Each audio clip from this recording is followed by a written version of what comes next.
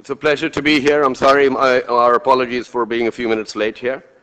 It is my honor and distinct pleasure to introduce to you some of the stalwarts of our industry who've really made such a huge impact, not just on their industry and their companies, but also the country we live in. Nandan Nilekani, who is here, CEO of Infosys, barely needs any introduction, has been the CEO, been one of the founders, was one of the youngest entrepreneurs to join the 20 global leaders on the prestigious World Economic Forum Foundation board, and clearly listed as Businessman of the Year many, many times. And Ramalinga Raju, who's the founder and chairman of Satyam Computers, now one of the powerhouses in the IT sector, 38,000 people, 55 countries, many Fortune 500 companies as part of their portfolio, and they have given us their time to talk about a subject which is called Transformation Through Services Globalization and the Role of Emerging Markets. My job here is to facilitate this.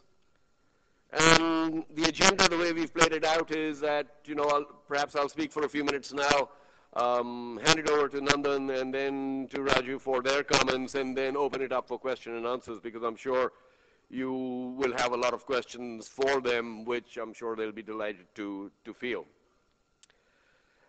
Couple of thoughts on transformation through services globalization and role of emerging markets, if you look at them as two separate topics.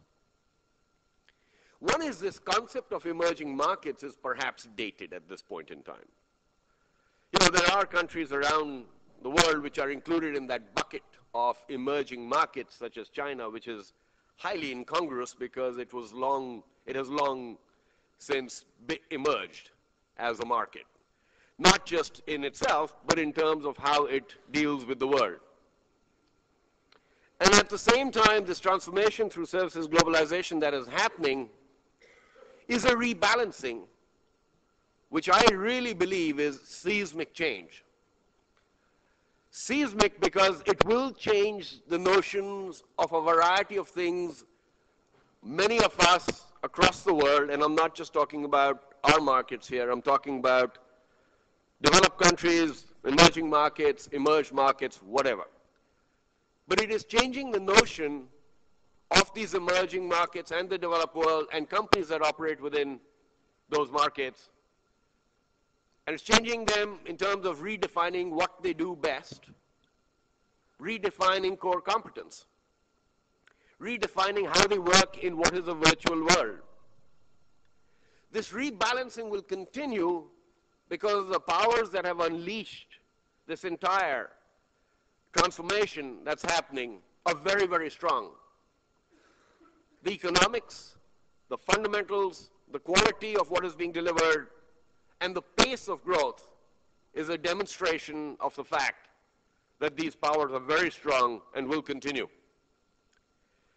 We haven't touched the tip of the iceberg yet. If you look at the total business that is done in the IT BPO sector in India, it barely crosses 20 billion. The world market, as defined within those markets, is probably in the range of 300 billion. If you go beyond that and look at what is already being done by companies in-house, that market expands exponentially. And as that exponential expansion happens, we must all recognize that there is enormous room to grow. That growth is also going to be disruptive. It's going to be disruptive for many people in the way companies work, in the way jobs get realigned, and some of it will be painful. And yet, I think this economic movement, this power, will continue unabated. It is moving rapidly from labor arbitrage to being about competitiveness. As we work seamlessly across the world, it becomes increasingly clear that virtual companies will one day arise out of them. I don't think the days are very far when an insurance company can be built predominantly in so-called lower-cost countries to service the developed markets. The same would apply to investment banking. The same would apply to a wide range of services companies that currently provide a business proposition or a solution to its customers, but the fact is that business proposition and solution can be provided for anywhere in the world at a radically different level of competitiveness. That in itself will create entrepreneurs, it'll create opportunities. You have two people here who have grabbed that opportunity with both hands and really propelled it and led it forward. But how disruptive this will be is a challenge we have to think about very, very carefully. How will the politics of today play out?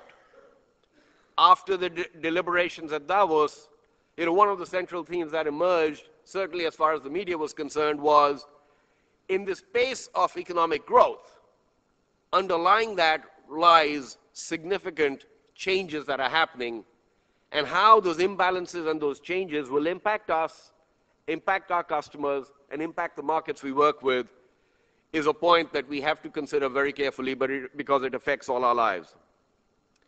The concept of virtual companies has been talked about many times, but never more than today is it getting closer to reality. What will those companies look like? What part we will play in them will all become subject to speculation, but I think the days when that happens is a lot closer. How will companies here survive through that process is a subject of intense debate, which will continue for many, many years. But the transformation that the globalization of services is leading has profound impact. And that profound impact is what we would love to talk to you about today.